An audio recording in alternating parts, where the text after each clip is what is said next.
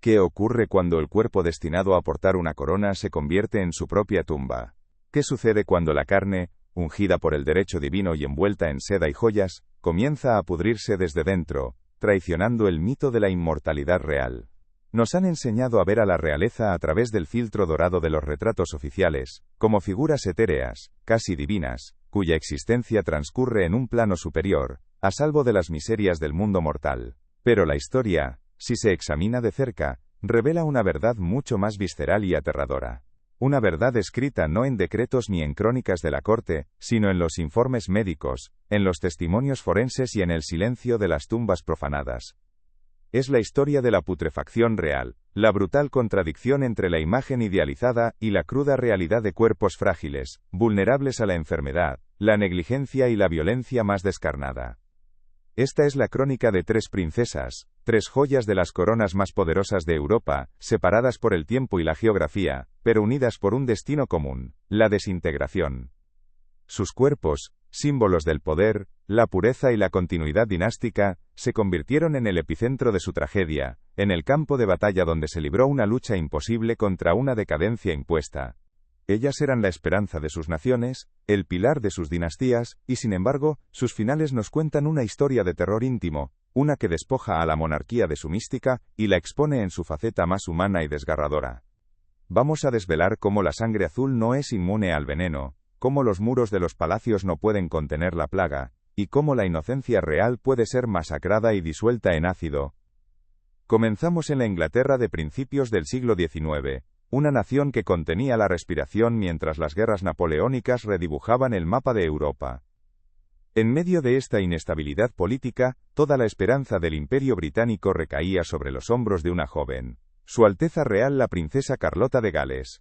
Hija única del disoluto príncipe regente, el futuro Jorge IV, Carlota era la antítesis de su padre. Carismática, obstinada y adorada por el pueblo, representaba la promesa de una nueva era, una ruptura con la corrupción y la decadencia moral de la corte. Su imagen pública era la de una futura reina matriarcal, una nueva Isabel I, que devolvería la grandeza y la estabilidad a un trono amenazado por la locura del rey Jorge III y los escándalos de sus hijos. La popularidad de Carlota era un fenómeno sin precedentes. Los británicos veían en ella no solo a su heredera, sino a una salvadora. Su matrimonio con el apuesto príncipe Leopoldo de Sajonia-Coburgo fue celebrado como un cuento de hadas, el preludio de un reinado próspero y feliz. La nación entera invirtió sus sueños en el vientre de la princesa. La sucesión dependía de ella. El futuro de la casa de Hannover estaba en sus manos. Cada uno de sus movimientos era escrutado. Cada boletín sobre su salud se convertía en noticia nacional. El peso de un imperio descansaba sobre su capacidad para producir un heredero sano, un acto biológico que se transformó en un deber de Estado de la más alta importancia, una presión que resultaría ser insoportable, y, finalmente, letal. Pero bajo el brillo de la esperanza dinástica se ocultaba una realidad médica arcaica y brutal. La ciencia obstétrica de la época era un campo de batalla de teorías contradictorias y prácticas bárbaras, donde la arrogancia de los médicos a menudo superaba a su conocimiento. El cuerpo de la princesa, ese recipiente sagrado del futuro de la nación, estaba a merced de hombres que, a pesar de sus títulos y su prestigio, eran impotentes ante las complicaciones más básicas. La sala de partos, que debía ser el escenario del triunfo de la dinastía, se estaba preparando para convertirse en una cámara de tortura, un lugar donde la vida sería ahogada por la negligencia y la ignorancia, iniciando una decadencia literal y metafórica, que sacudiría los cimientos de la monarquía británica.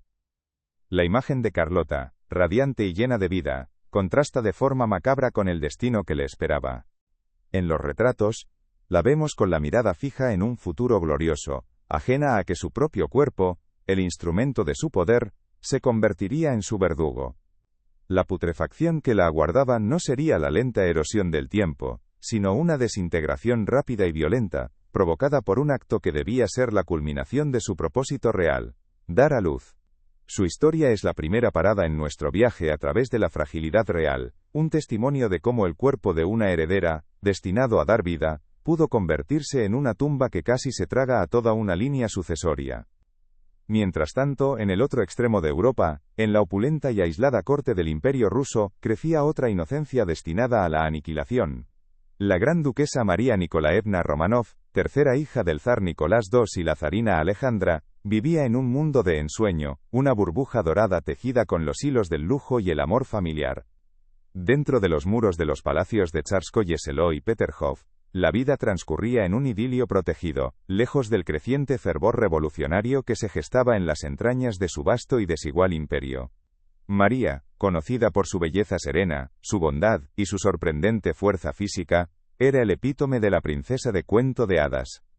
Su imagen pública, y la de sus hermanas, era la de ángeles imperiales, puras, devotas y completamente ajenas a la tormenta política que se cernía sobre su dinastía. Los Romanov cultivaban cuidadosamente esta imagen de unidad familiar y piedad religiosa, presentándose como los padres santos de una Rusia que, en realidad, hervía de descontento.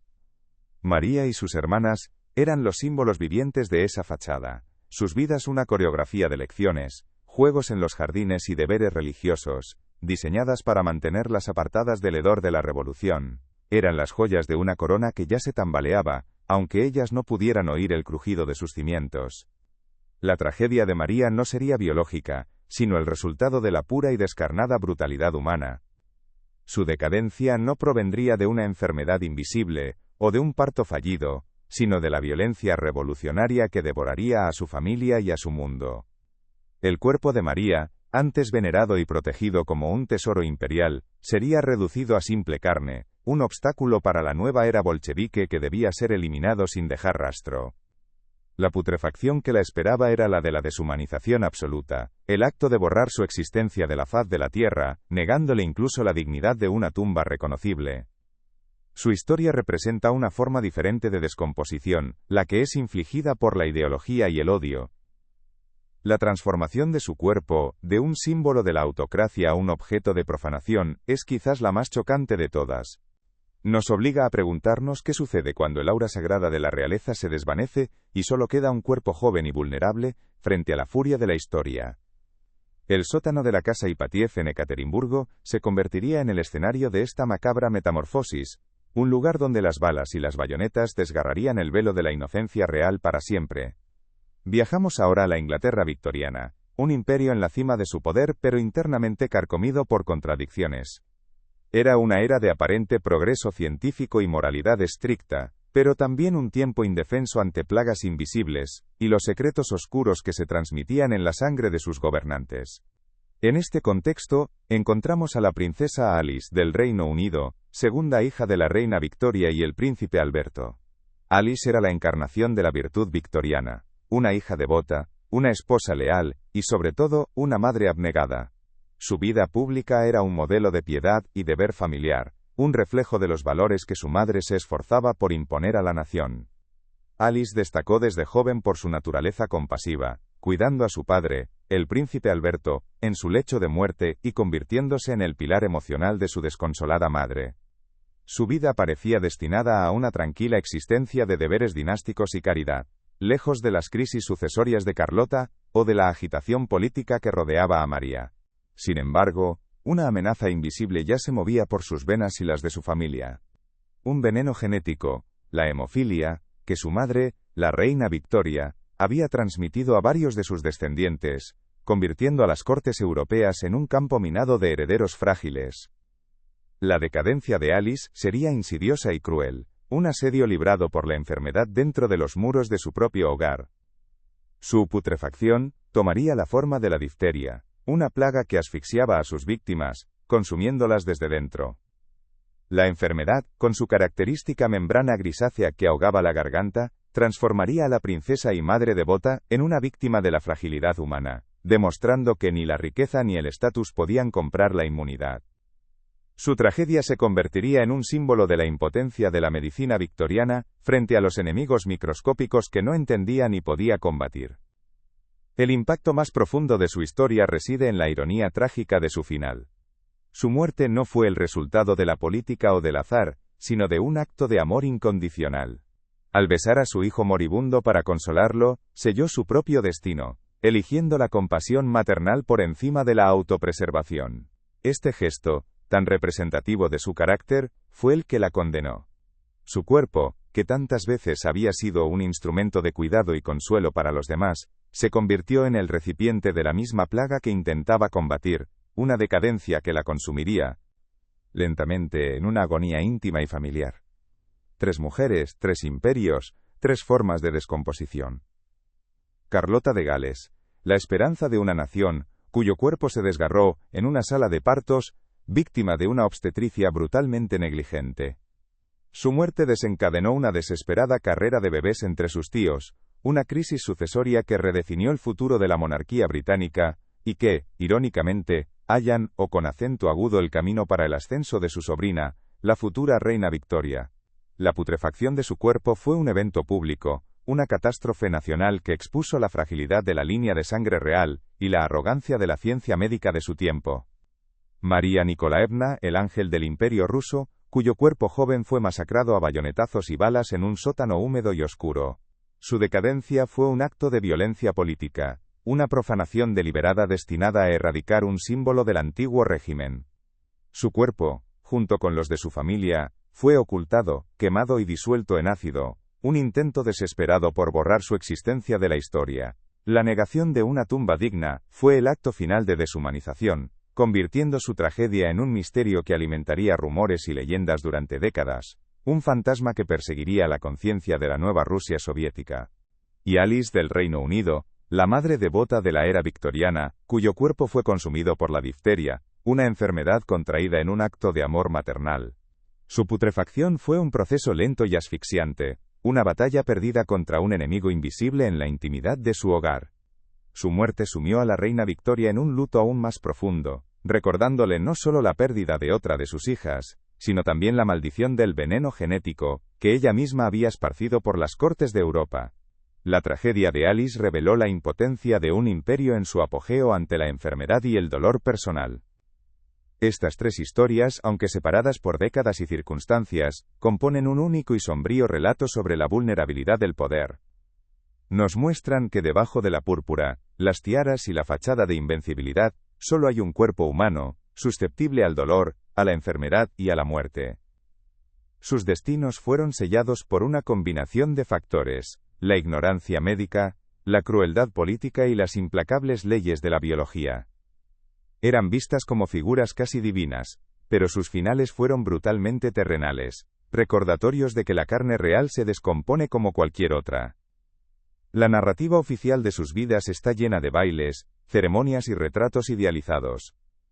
Pero la narrativa de sus muertes es una de fluidos corporales, de tejidos desgarrados, de membranas asfixiantes y de carne profanada.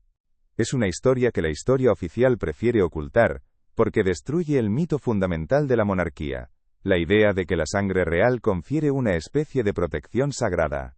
Estas princesas no estaban protegidas. Eran de hecho prisioneras de sus propios cuerpos, de los linajes que representaban, y de las épocas turbulentas en las que vivieron.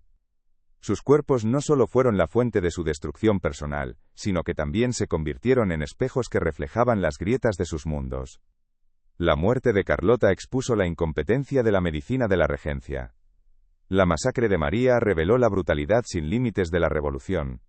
Y la agonía de Alice demostró la vulnerabilidad de la era victoriana ante la naturaleza.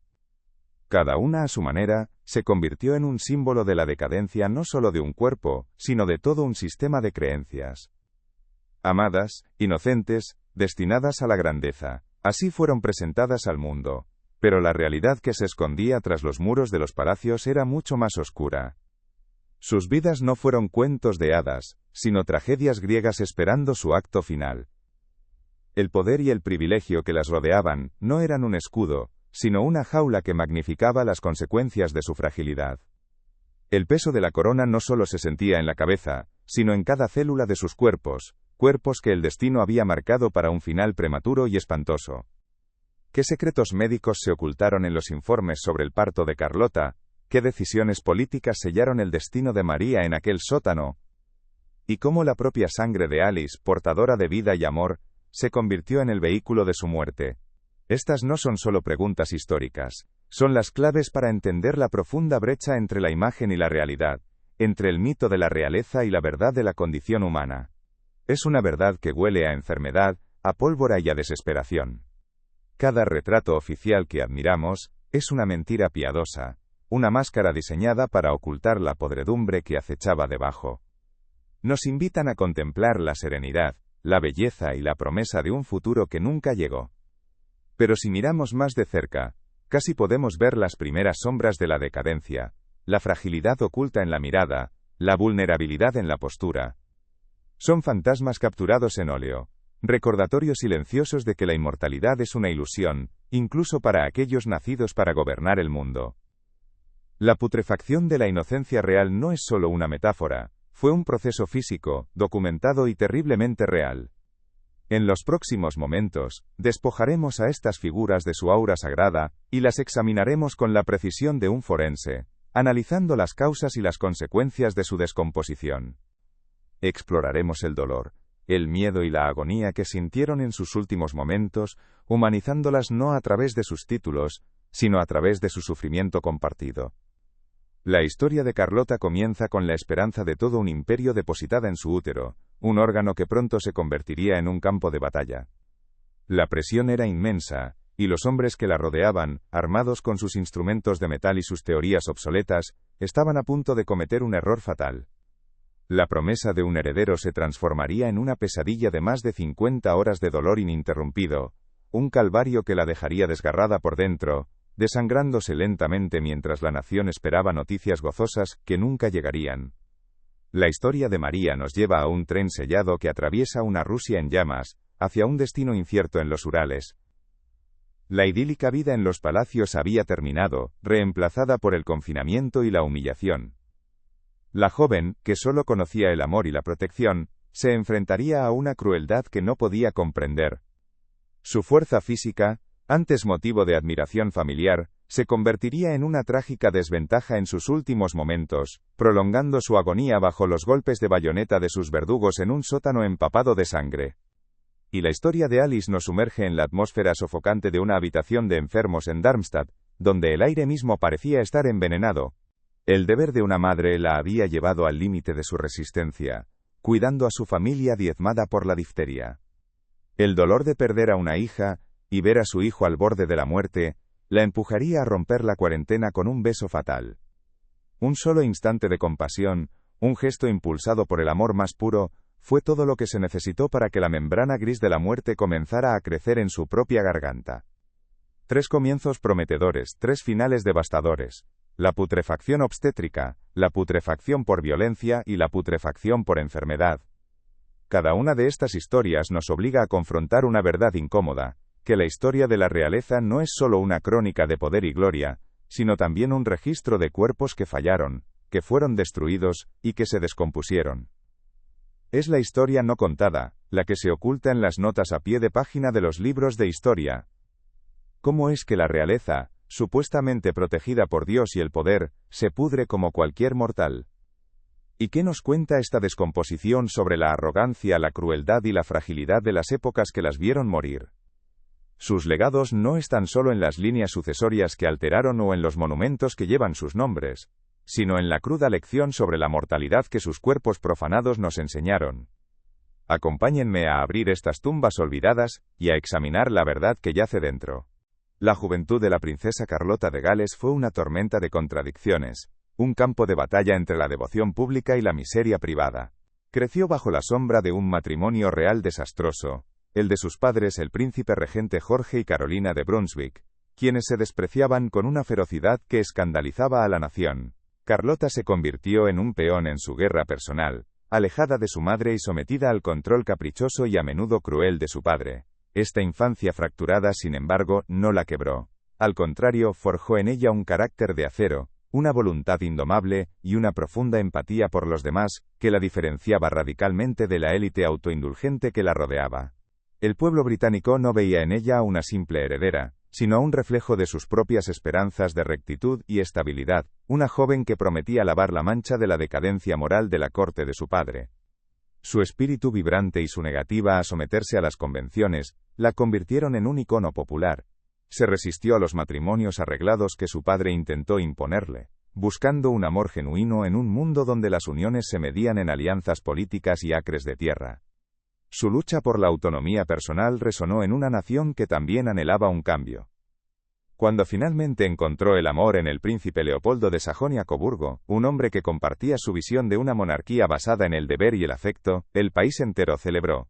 Su boda no fue solo un evento de Estado, fue la culminación de un cuento de hadas que el público había seguido con devoción, la promesa de que la felicidad y la virtud podían de hecho reinar. Carlota, por fin, parecía haber escapado de la toxicidad de su crianza para forjar su propio destino. La felicidad doméstica que encontró junto a Leopoldo en Claremont House, se convirtió en el símbolo de la nueva era que todos esperaban. Lejos de las intrigas de la corte, vivieron una vida de relativa sencillez y afecto mutuo, un idilio que solo sirvió para aumentar su popularidad. Cuando se anunció su embarazo, la noticia fue recibida con un júbilo nacional sin precedentes. La sucesión, que había sido tan precaria debido a la falta de herederos legítimos entre los hijos del rey Jorge III, parecía finalmente asegurada. El futuro del Imperio británico residía en el vientre de la princesa.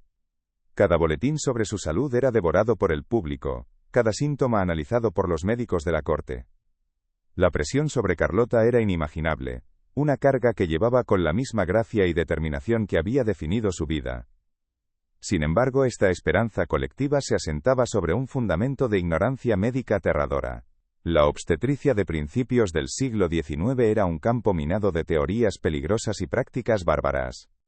El médico elegido para supervisar el parto, Sir Richard Croft, era un hombre de gran reputación, pero un devoto de una doctrina médica que abogaba por la restricción y la no intervención. Creía que la naturaleza debía seguir su curso, una filosofía que, en un parto complicado, equivalía a una sentencia de muerte. La preparación para el nacimiento se basó en un régimen de sangrías y una dieta de inanición, diseñada para debilitar a la madre con la creencia errónea de que esto facilitaría el parto.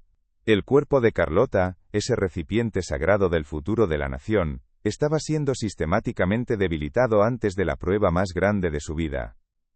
El punto de inflexión, el momento en que la esperanza comenzó a pudrirse, llegó con el inicio del trabajo de parto. Las contracciones comenzaron, pero las horas pasaron sin progreso. Un día se convirtió en dos. El optimismo inicial en Claremont House se transformó en una ansiedad palpable. Sir Richard Croft, aferrado a sus métodos, se negó a intervenir. Prohibió el uso de forceps, una herramienta que, aunque peligrosa en manos inexpertas, podría haber salvado tanto a la madre como al hijo. En su lugar, esperó. Y mientras él esperaba, la fuerza de Carlota se desvanecía, su cuerpo se agotaba en una batalla inútil contra un parto obstruido. El palacio, que debía ser el escenario de una celebración, se convirtió en una cámara de tortura silenciosa, donde los únicos sonidos eran los gemidos ahogados de la princesa y el tic-tac implacable del reloj. Después de más de 50 horas de agonía, la lucha de Carlota llegó a un final devastador. Dio a luz a un niño, un varón, el heredero que todos anhelaban, pero nació muerto. El silencio que llenó la habitación fue más ensordecedor que cualquier grito. La esperanza de una nación, el fruto de tanto sufrimiento, yacía sin vida. Para los médicos, sin embargo, la crisis parecía haber terminado. Habían perdido al niño, pero la madre, aunque exhausta y desconsolada, parecía estable. La dejaron descansar, creyendo que lo peor había pasado. Fue un error de juicio catastrófico, una negligencia que sellaría el destino de la princesa.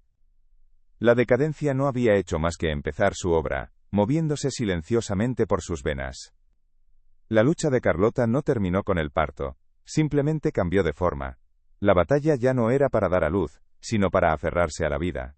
Pocas horas después del nacimiento, comenzó a mostrar síntomas alarmantes, escalofríos incontrolables, un pulso errático y un dolor agudo en el abdomen. Estaba sangrando internamente, su útero desgarrado y roto por el esfuerzo inhumano al que había sido sometido.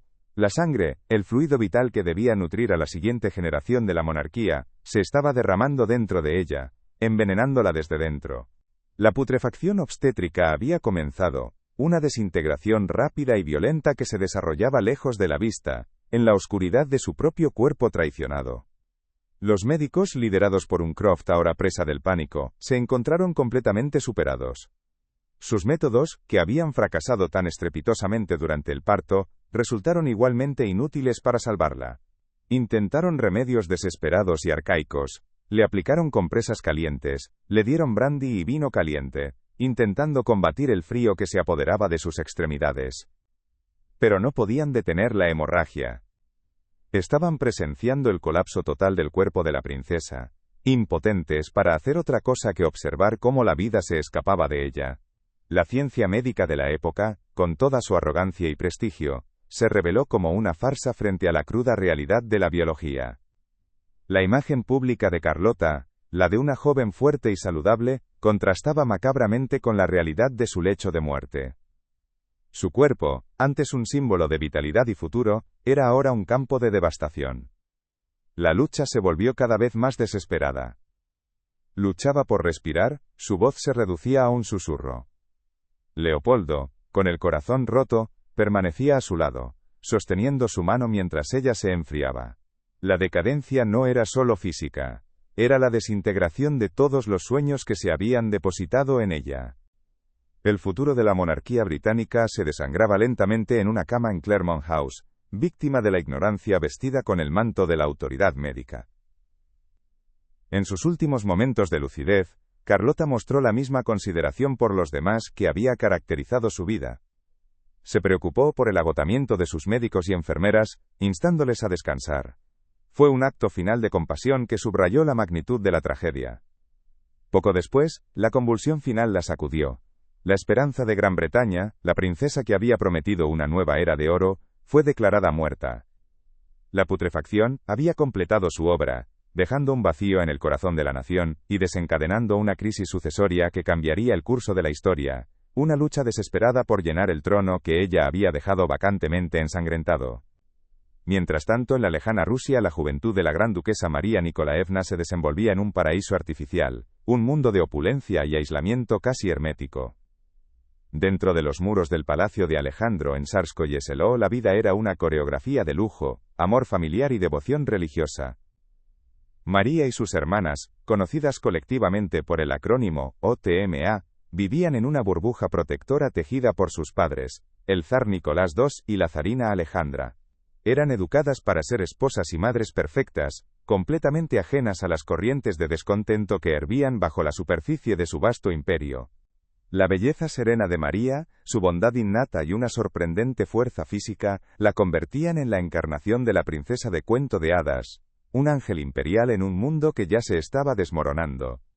Esta existencia idílica era, en sí misma, una forma de decadencia.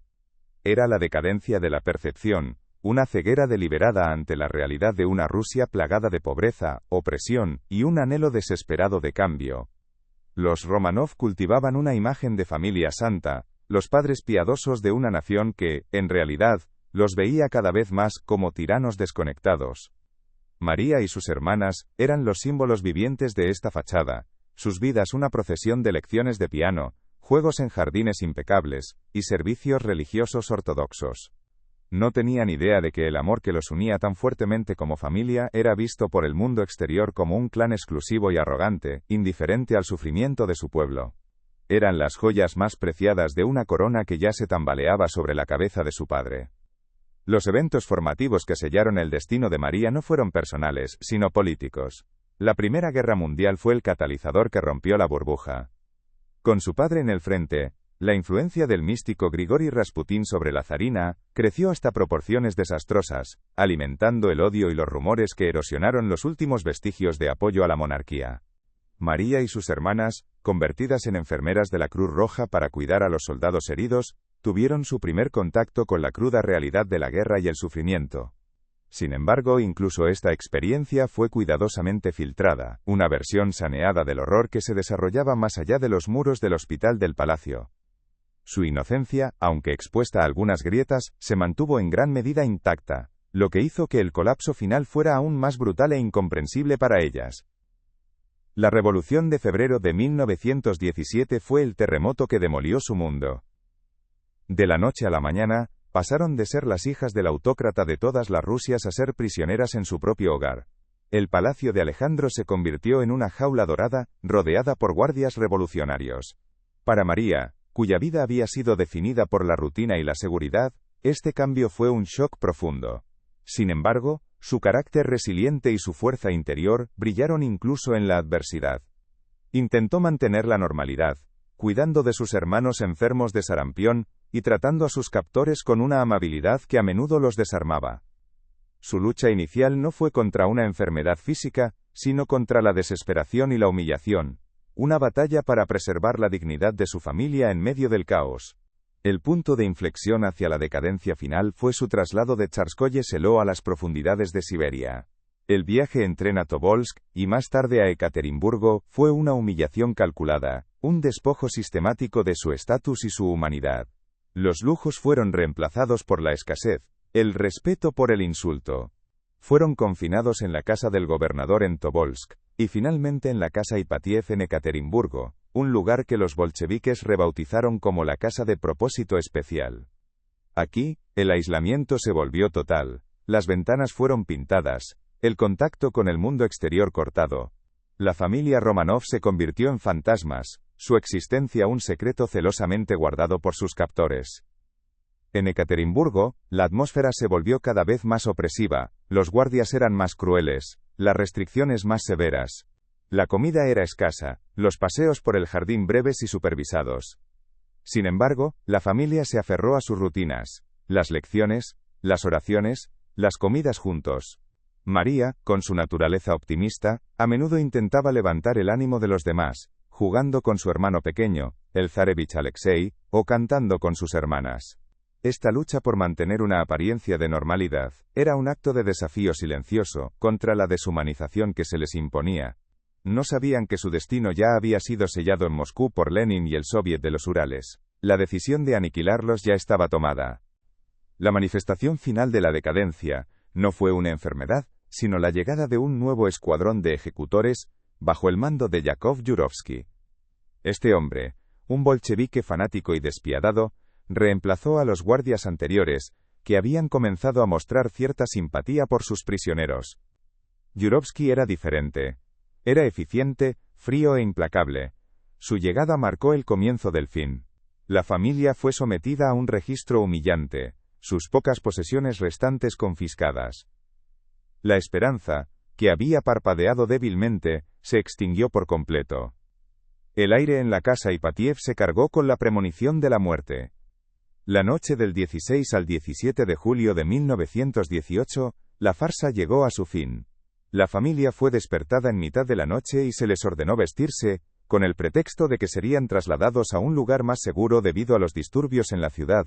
Cansados y confundidos obedecieron. María ayudó a su madre a vestirse y luego junto a sus hermanas, recogieron sus almohadas y pequeños bultos. Descendieron a una pequeña habitación en el sótano, un espacio vacío y húmedo con una sola ventana enrejada.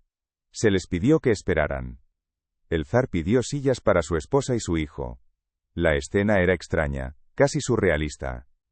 Estaban de pie, esperando un rescate o un traslado, sin saber que habían sido conducidos a su propia tumba.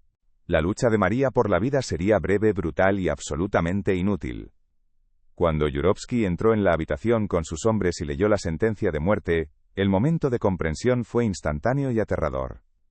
El caos estalló con la primera descarga de disparos. El sótano se llenó de humo, gritos y el olor a pólvora. El zar y la zarina cayeron primero. Las balas rebotaron en los corsés de las grandes duquesas, donde habían cosido las joyas de la familia con la esperanza de que les sirvieran para financiar una nueva vida. Este escudo improvisado, un último vestigio de su riqueza imperial, solo sirvió para prolongar su agonía. La decadencia del cuerpo de María fue un acto de violencia salvaje. Herida pero no muerta por la primera ráfaga, se acurrucó contra una pared con su hermana Anastasia, gritando de terror mientras los verdugos, borrachos y frenéticos, intentaban terminar su trabajo. Su sorprendente fuerza física, antes un rasgo admirable, se convirtió en una maldición. Luchó contra sus atacantes en el humo y la oscuridad. La putrefacción de su inocencia se completó, no con un suspiro sino con el golpe brutal de una bayoneta. Los soldados, enfurecidos por su resistencia, la apuñalaron repetidamente, reduciendo su cuerpo, antes venerado como un tesoro imperial, a un amasijo de carne rota y sangre. La lucha en aquel sótano no fue una batalla, fue una masacre. La dignidad que habían intentado preservar durante meses de cautiverio fue aniquilada en cuestión de minutos. El cuerpo de María, junto con los de su familia, fue arrastrado fuera del sótano, envuelto en sábanas y cargado en un camión. La decadencia continuaría, en un bosque cercano, donde sus asesinos intentarían borrar toda evidencia de su crimen, quemando los cuerpos, desfigurándolos con ácido sulfúrico, y arrojando los restos a una mina abandonada. La negación de una tumba, la profanación final, fue el acto culminante de una tragedia, que buscaba no solo matar a una familia, sino erradicar su memoria de la faz de la tierra. La juventud de la princesa Alice del Reino Unido, a diferencia de la de Carlota o María, no estuvo marcada por el escándalo público, o el aislamiento opulento, sino por una profunda sensibilidad, y un sentido del deber casi abrumador. Como segunda hija de la reina Victoria y el príncipe Alberto, creció en un ambiente de estricta moralidad y disciplina, pero también de un intenso afecto familiar. Desde muy joven, Alice demostró una naturaleza compasiva que la distinguía. Fue ella quien se convirtió en la enfermera principal de su amado padre, el príncipe Alberto, durante su fatal enfermedad de fiebre tifoidea, cuidándolo con una devoción que iba más allá de su edad. Su muerte la dejó devastada, pero también la colocó en un nuevo rol, el de consuelo y apoyo para su madre, una reina sumida en un luto perpetuo. Este papel de cuidadora definiría gran parte de su vida. Su matrimonio con el príncipe Luis de Hesse la llevó a Darmstadt, una corte alemana relativamente modesta en comparación con la grandeza de Windsor. Allí, se dedicó a su creciente familia y a obras de caridad, promoviendo la salud pública y la educación de las mujeres, con una energía incansable. Sin embargo, una sombra invisible se cernía sobre su felicidad. Alice era portadora del veneno genético de su madre, la hemofilia. Esta enfermedad, que impide la coagulación de la sangre, se manifestó en su hijo, el príncipe Friedrich, a quien apodaban Fritti. La vida de Alice se convirtió en una vigilia constante, un miedo perpetuo a que cualquier golpe o caída pudiera ser fatal para su hijo. La primera gran manifestación de la decadencia en la vida de Alice no fue en su propio cuerpo, sino en la trágica muerte de Fritti. A los 2 años el niño cayó desde una ventana. Una caída que un niño sano podría haber sobrevivido, para él fue una sentencia de muerte. Murió horas después de una hemorragia cerebral. La pérdida sumió a Alice en una profunda depresión, una herida que nunca sanaría por completo. Este evento reforzó su conciencia de la fragilidad de la vida y la presencia constante de la muerte, incluso dentro de los muros protegidos de un palacio. Su lucha contra el dolor y la pena se convirtió en una batalla diaria, una que libraba en silencio mientras mantenía una fachada de fortaleza para su familia y su pueblo. Alice canalizó su dolor en un trabajo aún más intenso, especialmente en el campo de la enfermería, inspirada por Florence Nightingale. Fundó hospitales y organizaciones benéficas, a menudo arriesgando su propia salud, al visitar a los enfermos y heridos. Se convirtió en un símbolo de compasión y sacrificio, en una era que valoraba enormemente estas virtudes, especialmente en las mujeres de su clase.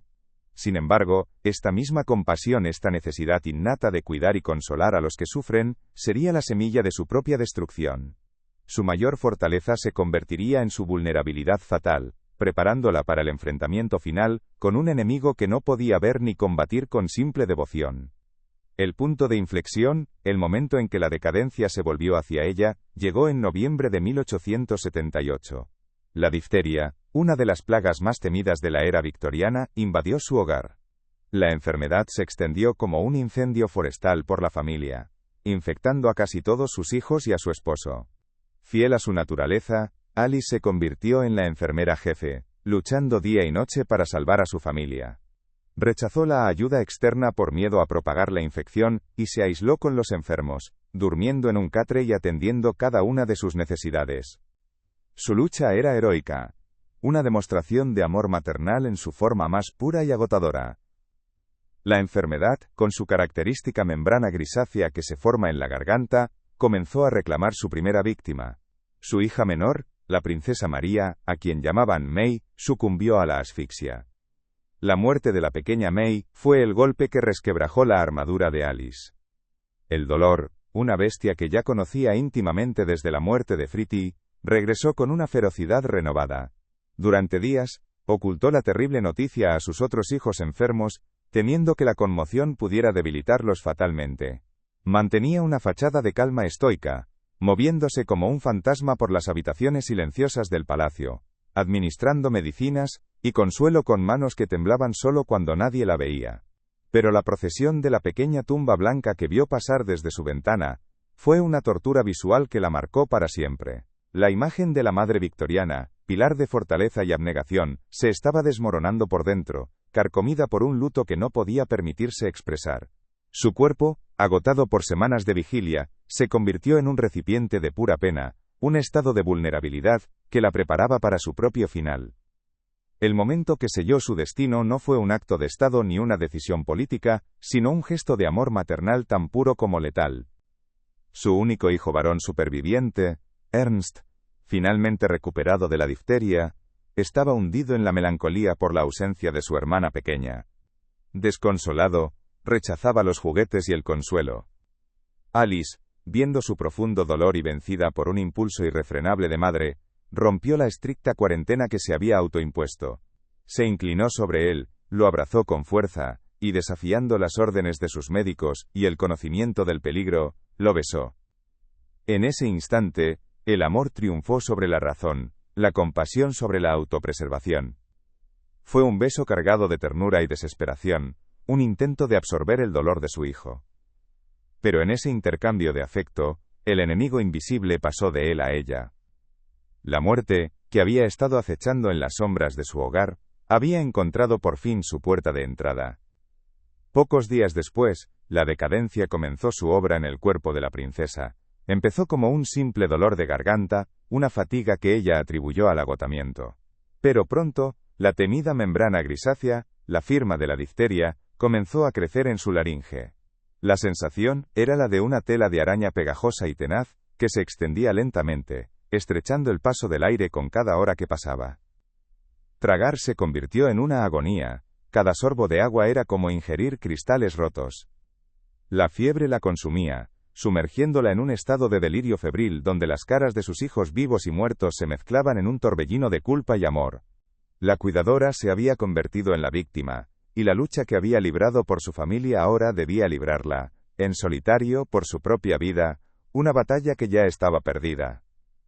La imagen pública de Alice, la de la princesa compasiva y fundadora de hospitales, la encarnación de la caridad victoriana, chocaba brutalmente con la realidad de su lecho de muerte. No había dignidad en esta enfermedad, su cuerpo, antes un instrumento de consuelo, se había convertido en una prisión asfixiante. Luchaba por cada bocanada de aire, sus respiraciones se volvieron sibilantes y roncas, el sonido de la vida siendo estrangulada lentamente. Los médicos, impotentes, solo podían observar.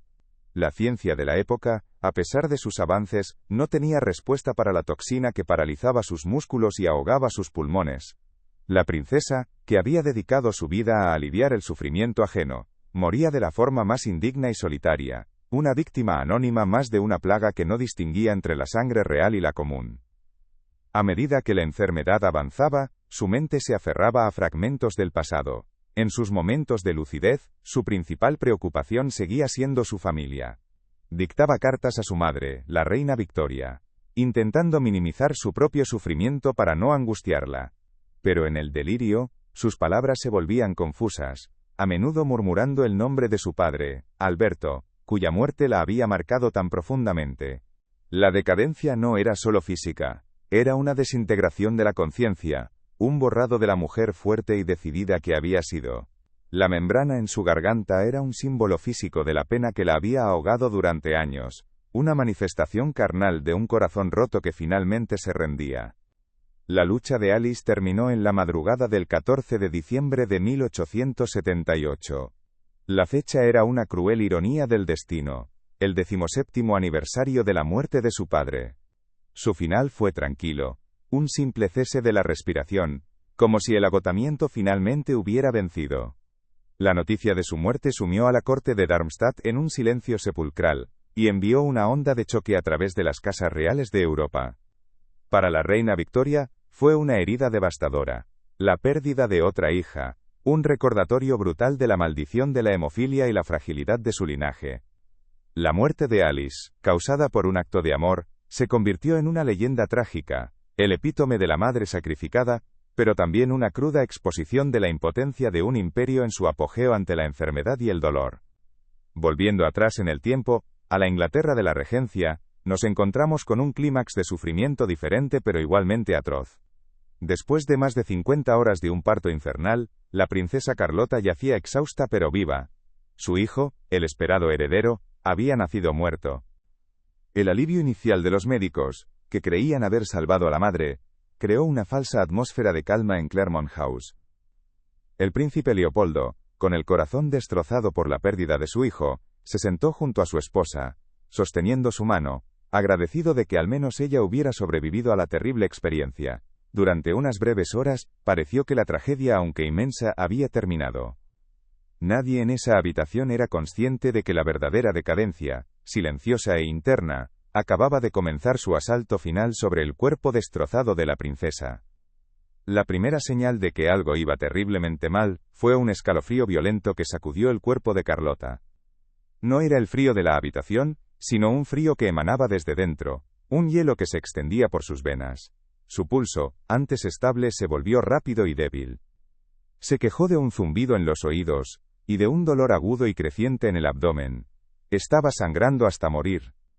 El parto brutal había causado una hemorragia interna masiva. Su útero, desgarrado e incapaz de contraerse, estaba vertiendo la sangre de la que dependía su vida en su propia cavidad abdominal. La putrefacción obstétrica, la consecuencia directa de la negligencia y la ignorancia de sus médicos, la estaba devorando desde dentro, una desintegración invisible pero increíblemente rápida. El pánico se apoderó de Sir Richard Croft y su equipo.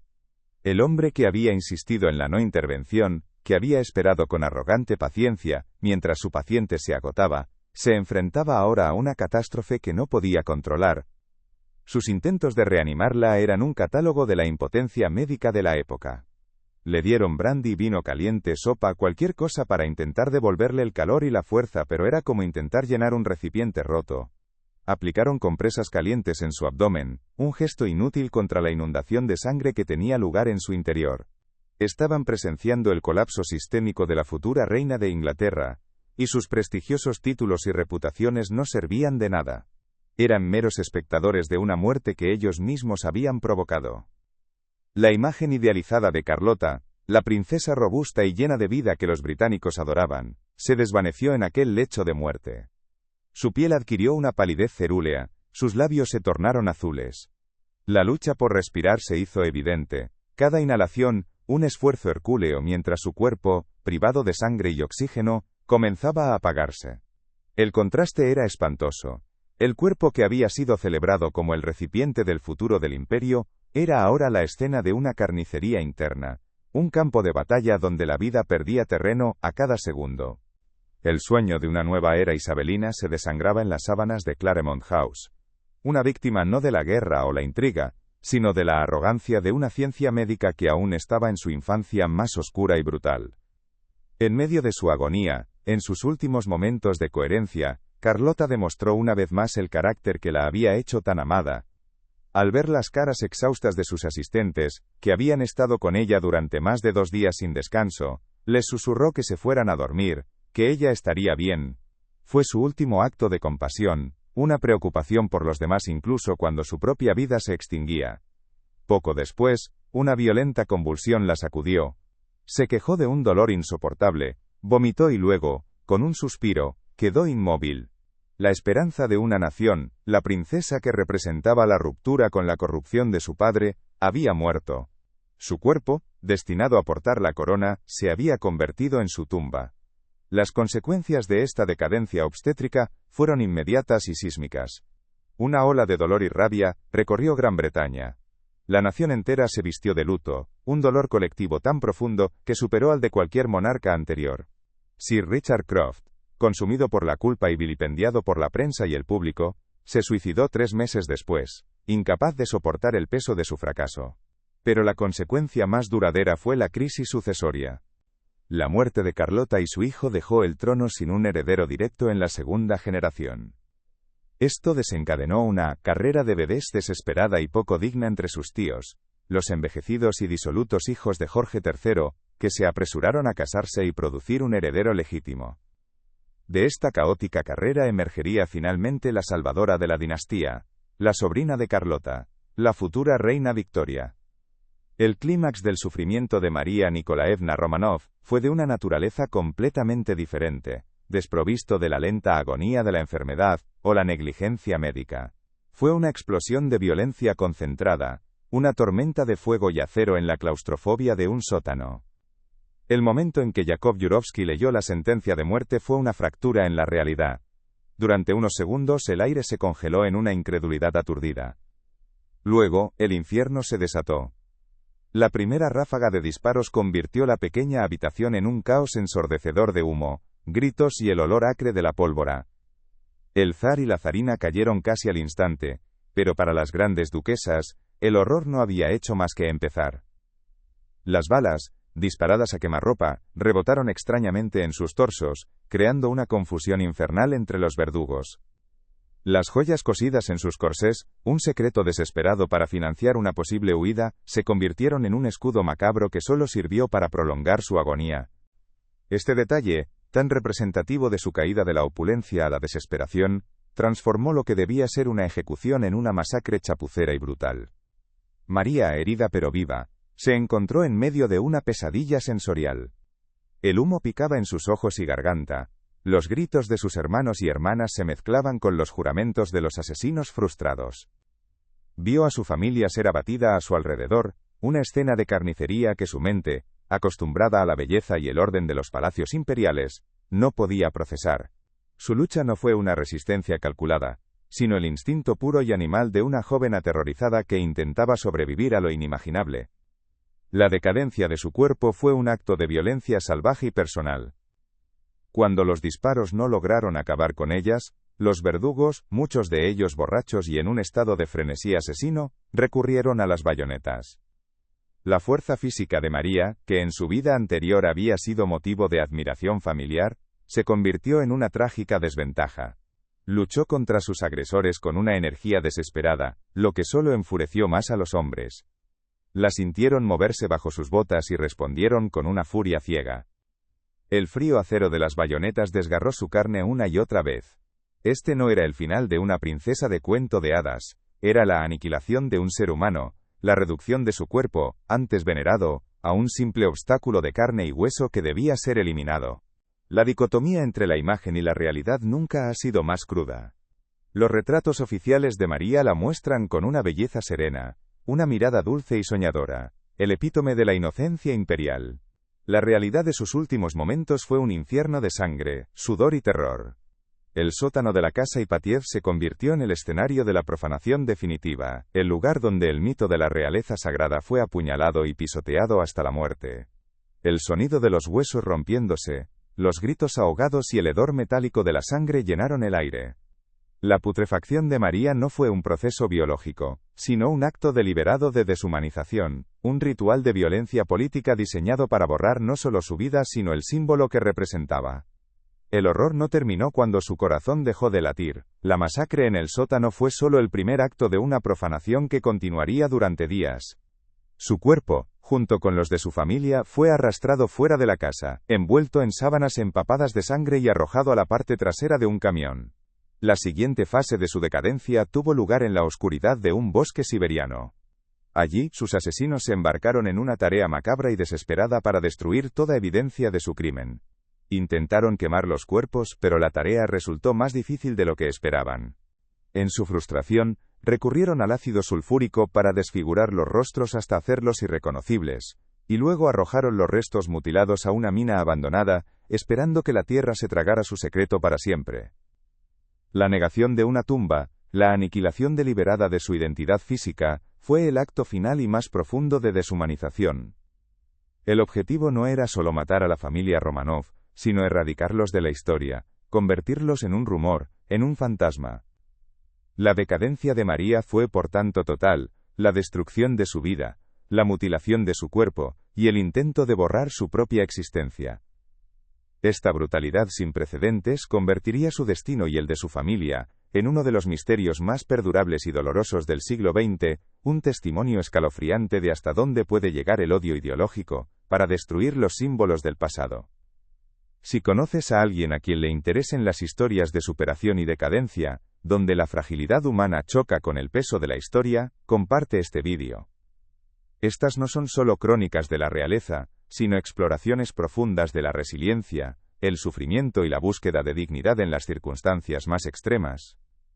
La lucha de estas mujeres, aunque terminó en tragedia, nos obliga a reflexionar sobre el verdadero significado del poder y el precio que a veces se paga por nacer en la cima del mundo. Su legado no está en sus coronas, sino en la cruda humanidad que revelaron en sus momentos más oscuros, una humanidad que merece ser recordada y comprendida. La muerte de estas tres princesas no fue simplemente el final de sus vidas, fue un catalizador que expuso las grietas fundamentales de sus respectivas sociedades. La tragedia de Carlota sacó a la luz la aterradora incompetencia de la medicina de la regencia, demostrando que la riqueza y el estatus no ofrecían protección contra la ignorancia. La masacre de María reveló la capacidad ilimitada de la violencia revolucionaria para deshumanizar y destruir, marcando un punto de no retorno en la brutalidad política del siglo XX. Y la muerte de Alice, en su trágica intimidad, subrayó la vulnerabilidad de la era victoriana ante las enfermedades que no podía controlar, demostrando que ni el imperio más poderoso del mundo era inmune a los enemigos microscópicos. Sus cuerpos en la muerte se convirtieron en lienzos sobre los que se escribieron las ansiedades y los fracasos de sus épocas. El cuerpo desangrado de Carlota simbolizaba una línea de sucesión rota y una ciencia médica fallida. El cuerpo masacrado de María representaba la aniquilación de un orden mundial y el nacimiento de un nuevo régimen basado en el terror.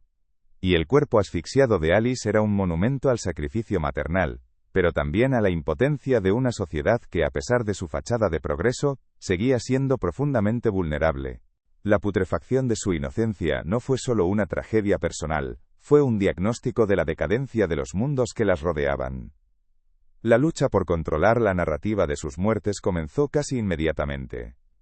En Gran Bretaña, el dolor por Carlota se transformó en una idealización de su figura, convirtiéndola en la reina perdida, y en un símbolo de todo lo que la monarquía podría haber sido. En Rusia, el régimen soviético intentó borrar a María y su familia de la memoria colectiva, negando el asesinato durante años, y promoviendo una narrativa de justicia revolucionaria, mientras los rumores sobre supervivientes, especialmente Anastasia, persistían durante décadas. Para la reina Victoria, la muerte de Alice fue absorbida en su propia narrativa personal de luto perpetuo, otra tragedia que añadir a su larga lista de pérdidas, reforzando su imagen de matriarca sufriente del imperio. Estas narrativas oficiales, sin embargo, nunca pudieron ocultar por completo la brutalidad de la verdad. Los informes médicos del parto de Carlota, los testimonios de los asesinos de Ekaterimburgo, y los detalles de la agonía de Alice con la difteria, son documentos que desgarran el velo de la propaganda real. Nos muestran a mujeres de carne y hueso, aterrorizadas, sufriendo y muriendo de formas horribles. La contradicción entre la imagen pública y la realidad privada, es el núcleo de su legado. Nos enseñan que la historia, especialmente la historia de los poderosos, es a menudo una batalla entre el mito y la autopsia, entre el retrato al óleo y el informe forense. La decadencia física de estas mujeres tuvo consecuencias dinásticas y políticas de largo alcance. La muerte de Carlota allanó con acento agudo el camino para la reina Victoria, lo que a su vez definió una era y aseguró la supervivencia de la Casa de Hannover bajo un nuevo nombre, Sajonia-Coburgo y Gotha. El asesinato de María y su familia extinguió la dinastía Romanov después de 300 años de gobierno, sumiendo a Rusia en una guerra civil y estableciendo un régimen comunista que redefiniría la geopolítica mundial. La muerte de Alice, aunque menos impactante a nivel global, tuvo un eco trágico en la siguiente generación. Su hija Alix, portadora como ella del gen de la hemofilia, se convertiría en la zarina Alejandra, y la enfermedad de su hijo, el zarevich Alexei, contribuiría directamente a la caída del Imperio ruso. De esta manera, las historias de estas tres mujeres se entrelazan de formas complejas y fatídicas. El veneno genético de la reina Victoria, transmitido a través de su compasiva hija Alice, jugó un papel en la tragedia que engulliría a los descendientes de los Romanov, incluida la inocente María. La crisis sucesoria causada por la muerte de Carlota llevó al trono a la abuela de la futura zarina, creando un linaje que terminaría en un sótano de Ekaterimburgo. Sus destinos no fueron aislados. Formaron parte de una red interconectada de sangre, poder y tragedia, que se extendió por toda Europa. Eran peones en un juego mucho más grande, y sus cuerpos fueron el tablero sobre el que se jugaron las partidas más crueles de la historia. Al final, la putrefacción de la inocencia real nos deja con una pregunta inquietante: ¿qué es el poder si no puede proteger un cuerpo de la enfermedad, la violencia, o la simple ignorancia? Estas historias despojan a la monarquía de su mística divina, y la exponen en su faceta más vulnerable y humana. Nos recuerdan que debajo de la púrpura, el armiño y las joyas, solo hay carne, huesos y sangre, tan susceptibles a la descomposición como los de cualquier plebeyo.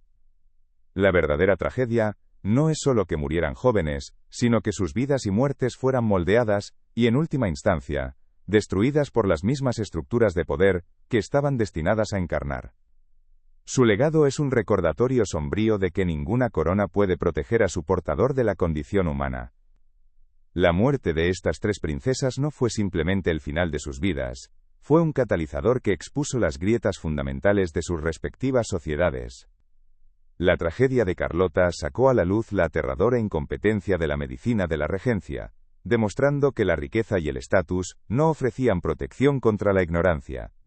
La masacre de María reveló la capacidad ilimitada de la violencia revolucionaria para deshumanizar y destruir, marcando un punto de no retorno en la brutalidad política del siglo XX. Y la muerte de Alice, en su trágica intimidad, subrayó la vulnerabilidad de la era victoriana ante las enfermedades que no podía controlar, demostrando que ni el imperio más poderoso del mundo era inmune a los enemigos microscópicos, aquellos que no distinguen entre la púrpura y el harapo. Sus cuerpos en la muerte se convirtieron en lienzos sobre los que se escribieron las ansiedades y los fracasos de sus épocas. El cuerpo desangrado de Carlota simbolizaba una línea de sucesión rota y una ciencia médica fallida, una institución tan arrogante como impotente. El cuerpo masacrado de María representaba la aniquilación de un orden mundial y el nacimiento de un nuevo régimen basado en el terror, un sistema que se construyó sobre los huesos profanados de sus antiguos gobernantes. Y el cuerpo asfixiado de Alice era un monumento al sacrificio maternal, pero también a la impotencia de una sociedad que, a pesar de su fachada de progreso y moralidad estricta, seguía siendo profundamente vulnerable a las plagas que se movían invisibles entre sus ciudadanos, sin importar su linaje. La lucha por controlar la narrativa de sus muertes comenzó casi inmediatamente, una batalla por la memoria tan encarnizada como las que ellas libraron por sus vidas. En Gran Bretaña, el dolor por Carlota se transformó en una idealización de su figura, convirtiéndola en la reina perdida, y en un símbolo de todo lo que la monarquía podría haber sido, una mártir de la incompetencia médica. En Rusia, el régimen soviético intentó borrar a María y su familia de la memoria colectiva, negando el asesinato durante años y promoviendo una narrativa de justicia revolucionaria, mientras los rumores sobre supervivientes, especialmente Anastasia, persistían durante décadas, como fantasmas que se negaban a ser exorcizados. Para la reina Victoria, la muerte de Alice fue absorbida en su propia narrativa personal de luto perpetuo, otra herida en un corazón ya lleno de cicatrices. Estas narrativas oficiales, sin embargo, nunca pudieron ocultar por completo la brutalidad de la verdad, la cruda realidad de la descomposición física.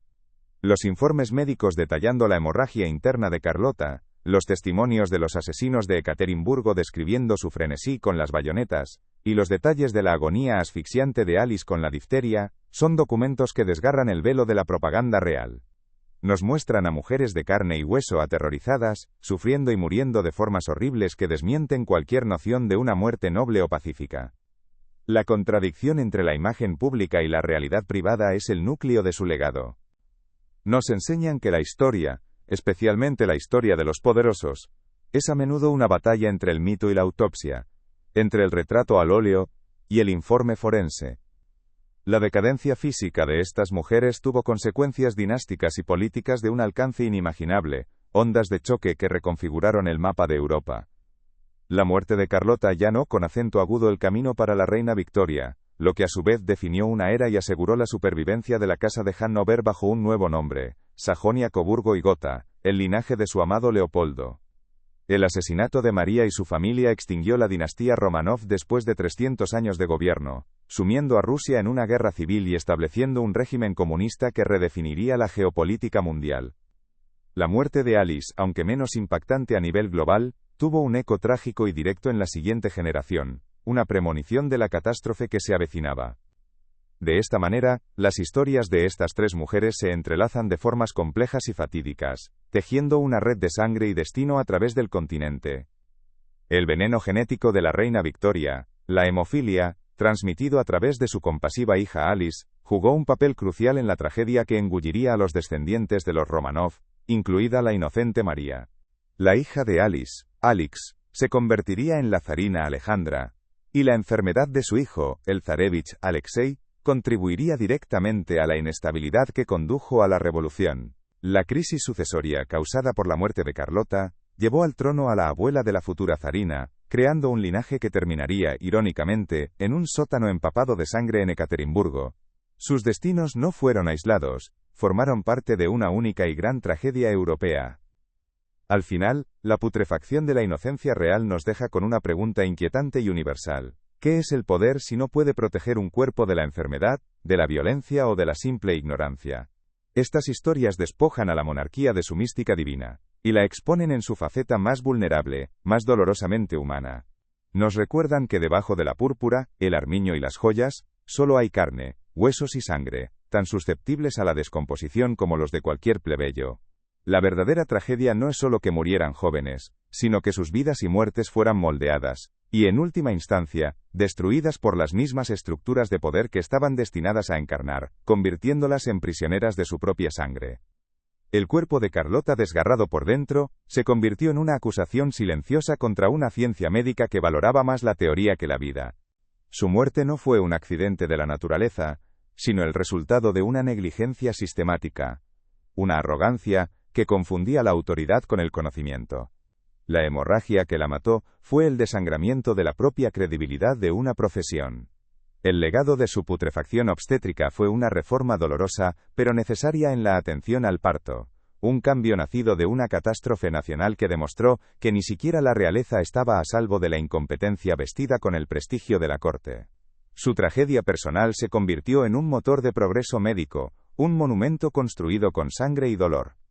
El cuerpo de María, masacrado y disuelto en ácido, se transformó en el símbolo definitivo de la deshumanización política. La negación de una tumba fue un acto calculado para negar su historia, para convertirla en un fantasma sin lugar en el mundo. Sin embargo, la ausencia de su cuerpo habló más fuerte que cualquier monumento. Alimentó un misterio que duró casi un siglo, una búsqueda de la verdad que el régimen soviético nunca pudo suprimir por completo. Cuando sus restos fueron finalmente identificados a través del ADN, la ciencia forense le devolvió la identidad que la violencia política intentó aniquilar. Su legado es una victoria póstuma sobre el olvido, una prueba de que ni el ácido ni el fuego pueden borrar por completo la verdad de un crimen. El cuerpo de Alice, consumido por la difteria, se convirtió en un emblema de la dualidad de la era victoriana. Una sociedad que predicaba el sacrificio y el deber, pero que era impotente ante las fuerzas invisibles de la naturaleza. Su muerte, contraída en un acto de amor supremo, encapsuló la tragedia de una época en la que la compasión podía ser una sentencia de muerte. La membrana gris que la ahogó era un reflejo de la asfixiante moralidad y las limitaciones científicas de su tiempo. Su legado es una historia de advertencia sobre la fragilidad del progreso, un recordatorio de que detrás de la fachada de un imperio invencible, las familias, incluso las reales, luchaban y perdían batallas desesperadas contra enemigos que no podían ver ni comprender. Estas tres mujeres, separadas por el tiempo y la geografía, nos cuentan una única y sombría historia. La historia de cómo el poder y el privilegio no son un escudo contra la condición humana, sino una lupa que magnifica sus tragedias. Carlota, la esperanza de una nación, se desangró por la ignorancia de sus cuidadores. María, el ángel de un imperio, fue destrozada por el odio de sus súbditos. Y Alice, la madre devota, fue asfixiada por su propio amor. Sus muertes no fueron notas a pie de página de la historia, fueron el texto principal, la prueba brutal de que la corona más pesada es la que se lleva no en la cabeza, sino en la carne vulnerable que está destinada a pudrirse. La imagen de sus retratos, serenos e inmortales, es una mentira. La verdad no está en el óleo, sino en los registros médicos, en los informes forenses, en los testimonios de los verdugos. La verdad huele a sangre, a enfermedad y a pólvora. Es una verdad que nos obliga a mirar más allá del brillo de las tiaras y a confrontar la oscuridad que se esconde debajo. Nos obliga a ver a estas princesas no como símbolos, sino como mujeres que sintieron miedo, dolor y desesperación antes de que sus cuerpos, los instrumentos de su poder dinástico, se convirtieran en la prueba final de su impotencia. El declive final de Carlota fue una espiral de agonía física y desilusión.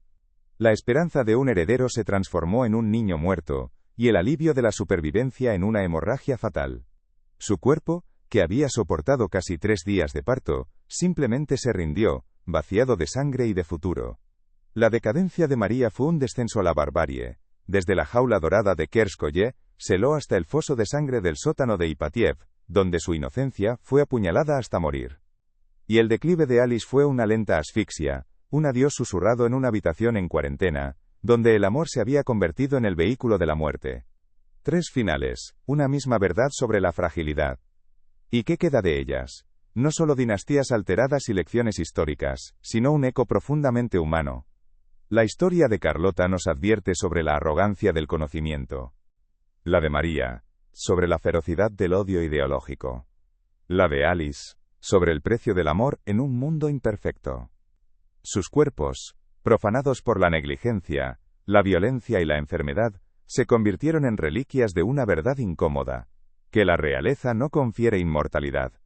La putrefacción, en todas sus formas, es el gran ecualizador, el destino final que nos une a todos, desde el campesino más humilde hasta la princesa más amada.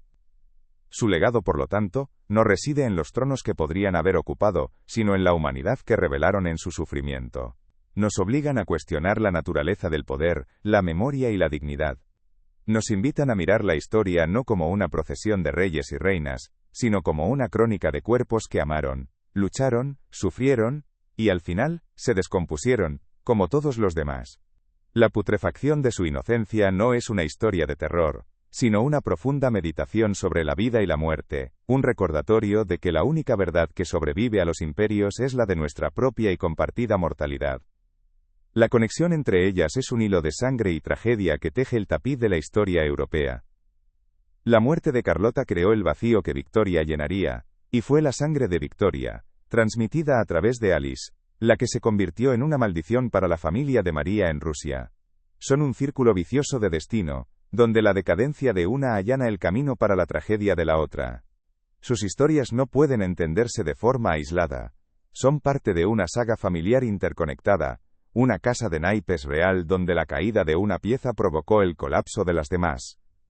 Al final, cuando cerramos los libros de historia y apartamos la vista de los retratos, lo que permanece es la imagen de 3 mujeres jóvenes atrapadas en la maquinaria implacable del poder. Su inocencia no las protegió, al contrario las hizo más vulnerables. Fueron amadas sí, pero su amor no pudo salvarlas. Estaban destinadas a la grandeza, pero su destino fue la descomposición. Su historia es la prueba definitiva de que la corona es a la vez un símbolo de poder supremo y una jaula de fragilidad insoportable, un objeto que promete la gloria mientras acelera el camino hacia la tumba. Por eso sus historias nos fascinan y nos horrorizan a partes iguales, porque en su caída, vemos un reflejo de nuestras propias vulnerabilidades. Nos recuerdan que la vida, sin importar cuán privilegiada sea, es una lucha constante contra la decadencia. Y que la verdadera medida de una vida no se encuentra en el poder que se ostenta, sino en la dignidad con la que se enfrenta el inevitable final. Carlota, María y Alice perdieron sus batallas, pero en la crónica de su sufrimiento, nos dejaron un legado más perdurable que cualquier imperio. La cruda, dolorosa y universal verdad de lo que significa ser humano.